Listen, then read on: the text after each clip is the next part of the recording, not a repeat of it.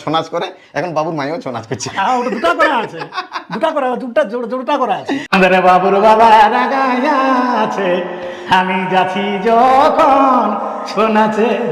চল উঠেছে টোল বাজনা আছে, দমে গন্ধ আছে গো আমার রাগে, আমাদের নুনাকে ধমকাছে গো আমার রাগে। আমি ক্লাস 4 থেকে মানে আরো ছোট থেকে আমি গান বাজনা শুনলে আমার গাটা শিরন জাগতো একটা। আচ্ছা, কেউ যদি গান গাইতো, কোনো যদি একটা বাজনা করতো, আমার গাটা অটোমেটিক শিরন আসতো, মানে মানে বাজাবার জন্য কিংবা গাইবার জন্য। আমি ভাব করেছি হালে হালে তার শোনে। বাবা হ্যাঁ ভাই বলছো। আর দেখবে সবাই লেগে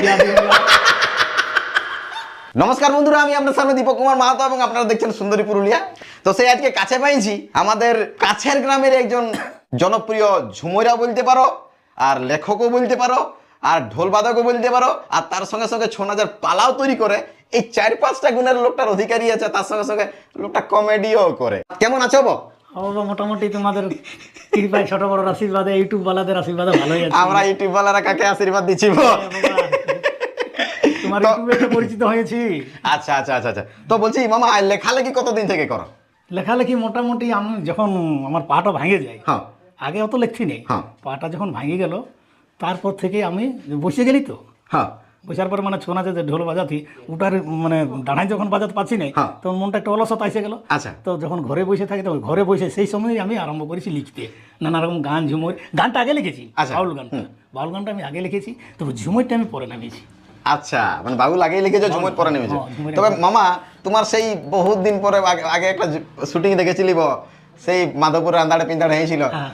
ভালোবাসায় অপরাধ হ্যাঁ, ওটা আমার গান। যদি হয়ে থাকে বন্ধু, তবে আমি বড় ভুল করেছি। দারুণ কথা। এবং মানে আমাদের এই এলাকায় শ্যুট হয়েছিল মামার এই গানটা, এবং অনেকগুলো আরো গান শ্যুট হয়েছিল। তবে যে মামা, বর্তমানে তোমার এখন কোটা ঝুমুর সব থেকে টপ লেভেলে চলছে? বর্তমানে এখন তো চলছে ওই দেখো, ওই ওই বাবুর বাবা ছৌ নাচ করে, হ্যাঁ আর ছৌ নাচের মেলা টাড়ে, হ্যাঁ।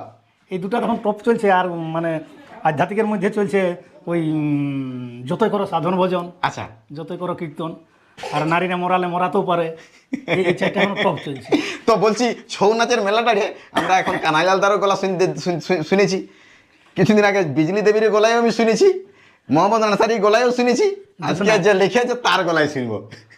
তো ব্যাপারে আমরা তো লেখক বাবা, আমরা তার গলা লালা নাই, ওদের মতন কি গাইতে পারি? চালানো যেমনই হোক, গলা ভালো নাই হবে, বই পারে শুরুটা তো এখান থেকে হয়েছে, চলা তাই তবে গলা হবে না একদম যেমন হোক এরকম শুনবো।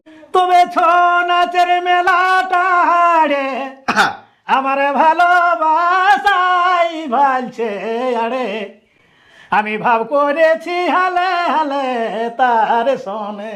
বাবা হ্যাঁ ভাই বলছো। আর দেখবে সবাই লেগে দিও না। তবে ছৌ নাচের মেলাটা রে আমার ভালোবাসাই ভালছে আরে, আমি ভাব করেছি হালে হালে তার শোনে। বড় সাদ জাগে আমার মনে, বড় আশা জাগে আমার মনে, মনের কথাই আমি বলিব গোপনে। ফোনে গোপনে বড় সাদ জাগে আমার মনে, বড় আশা জাগে আমার মনে, মনের কথাই আমি বলিব গোপনে।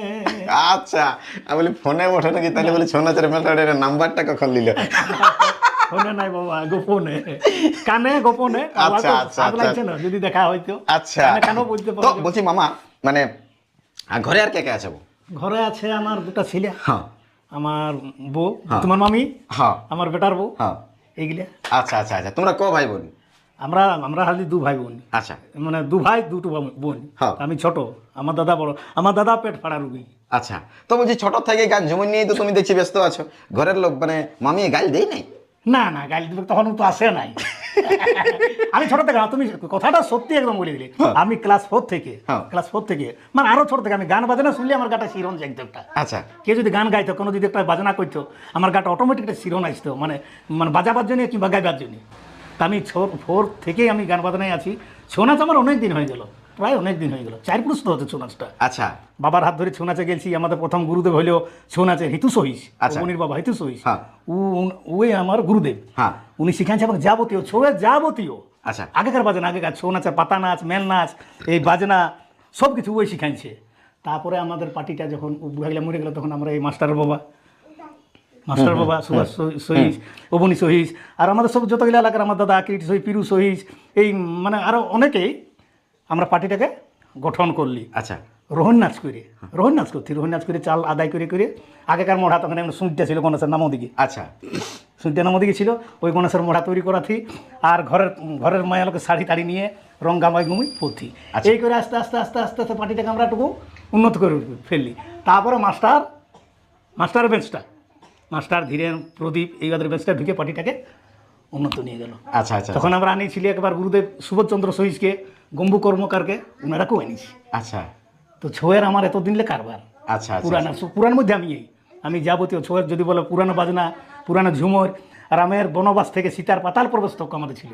আচ্ছা আর মেল নাচ আমাদের দুদিনও শেষ হইতো নাই, এরকম নাচ ছিল। আমাদের পার্টিটা আরও সার্টিফিকেট হইতো, কিন্তু বোকা লোক ছিল। আমাদের রাজায় জমি দান করেছিল পার্টিটাকে, আচ্ছা কাশীপুর রাজায়। আচ্ছা তখন যারা বললে বুড়া লোক তো বলছে আমরা জমি কী করবো, আমরা পয়সায় দিয়ে দেও না, এরকম ভাষা বলছে আমরা পয়সায় দিয়ে দেব।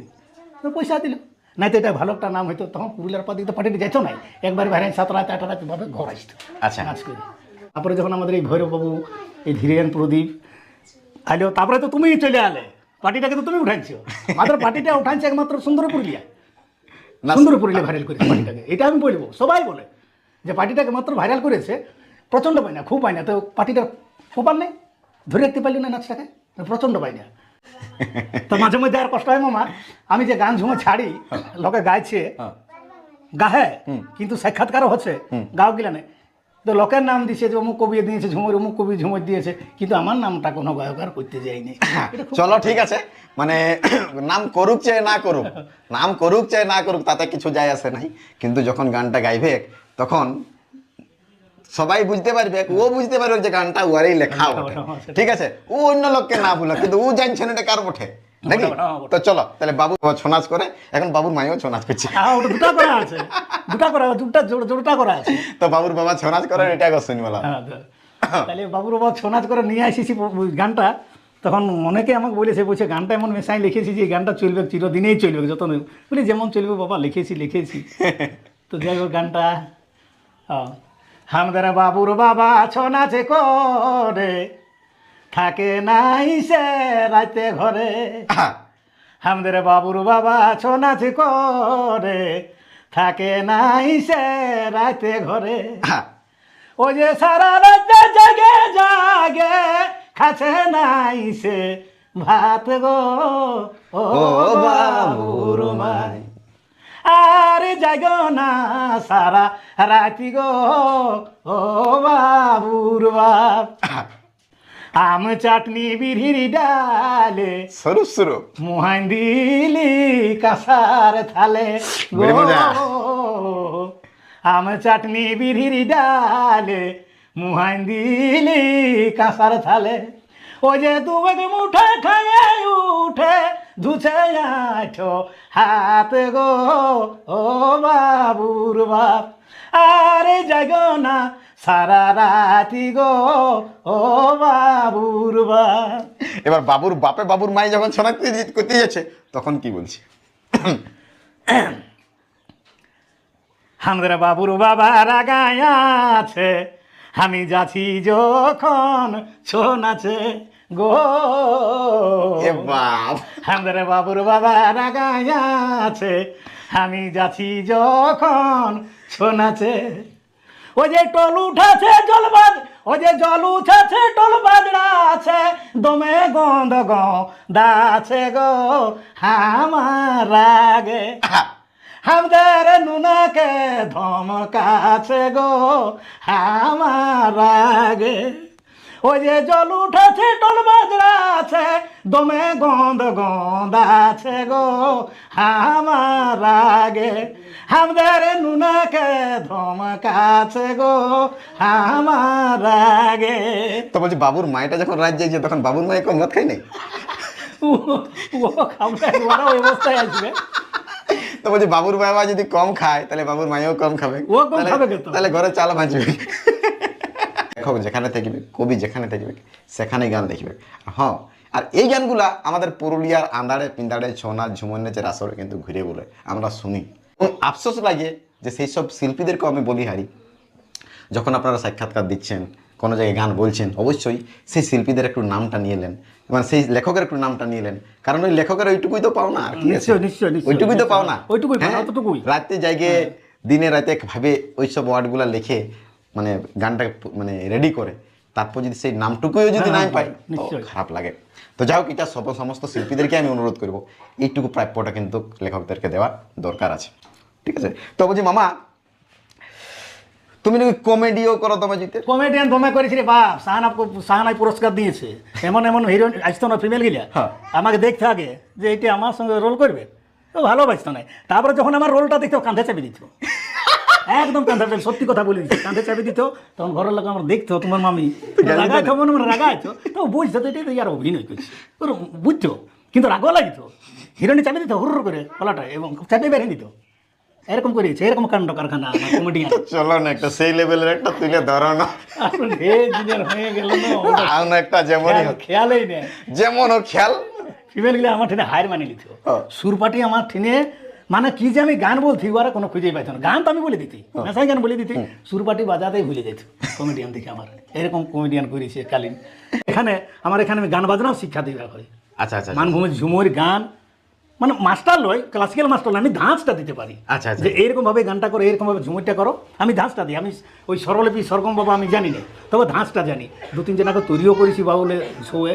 তারও ছেলে যদি কেউ যদি আগ্রহ থাকে, শো ঝুমুরি যদি বলে, আমি শিখবো, বাজনা শিখবো এবং ঝুমুর শিখবো, আসতে পারেন আমার কাছে। আমার পয়সা পাতি দরকার নেই, শিখে গেলেই হচ্ছে টাইমলি। এরকম- আমার কোনো আশা নাই যে আমাকে লাগবে পয়সা, কোনো নাই। আমার খোলা দুয়ার, আমার ঘরে মার জলও আমি খাতে দিই, সকল যতটুকু পারি।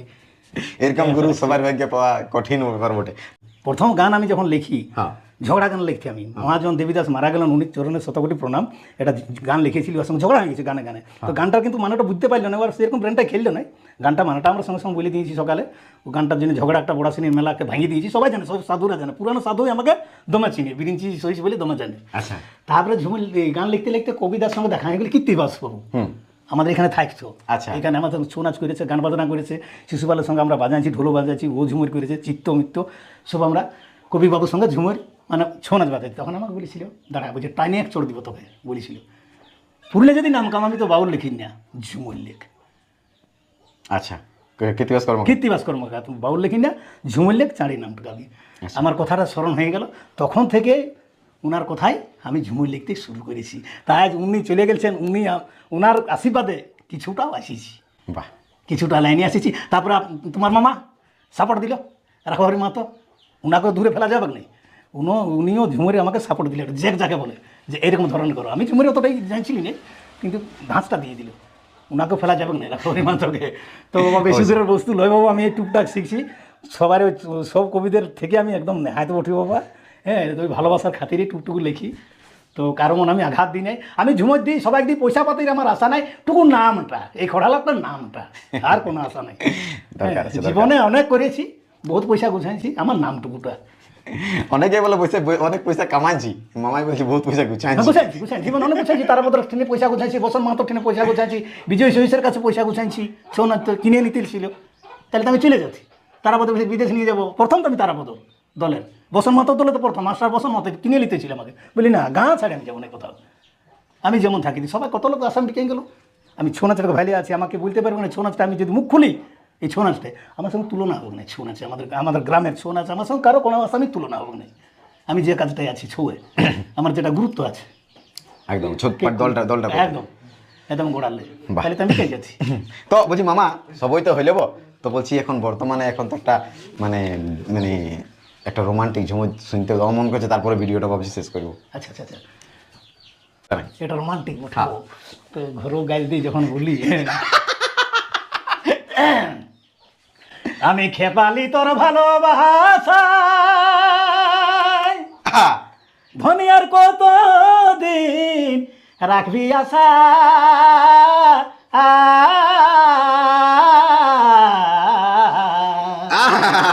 তারপর আমি খেপালি তোর ভালোবাসা ধনী আর কত দিন রাখবি আশা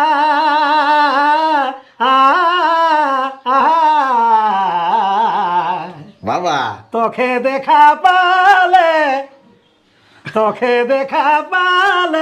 জুড়াই আমার দুনয়ন গো দুনয়ন এ বাবা তোকে দেখা পালে জুড়াই আমার দুনয়ন। দুনয়ন কবে তোকে কাছে পাবো ধন কবে তোকে কাছে পাবো ধন তোকে দেখা পালে জুড়াই আমার দুনয়ন গো দুনয়ন।